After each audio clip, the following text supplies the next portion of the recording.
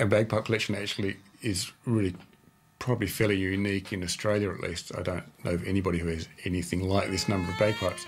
But it's been quite a valuable resource because most of our better instruments have been measured by makers around Australia and copies made. So it's a sort of a bank, if you like, a bank of ideas of how to build good instruments. It's not a collection for the sake of collecting. I met Rob, really just in the folk scene lots of times. I just knew who he was, and he was playing in lots of different bands. And it was really through a mutual friend that we got to know each other more. And he was playing Macedonian music, and I'd never heard of Macedonia. After that, that was it. I just had to go and travel and find a bagpipe to play, and I was hooked.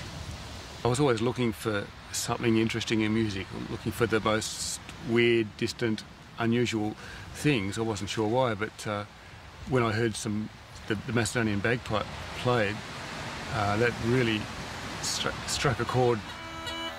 There are some other special bagpipes like this, the Karbagada, which comes from the south of Bulgaria, and that's one of the deepest sounding bagpipes that I know of, and it's such an evocative sound. It just takes me straight back to the mountains where they're played. Very beautiful sound.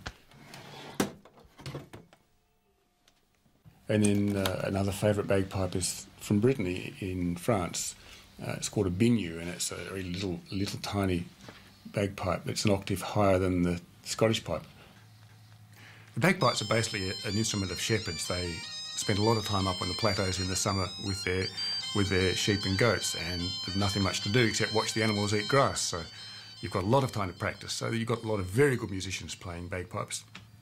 But for really the main instrument for weddings and other celebrations is the zruna. This is played mainly by professional musicians, very high standards, particularly the Roma, and it's the most important instrument in the world. Beautiful thing. Have a listen to this.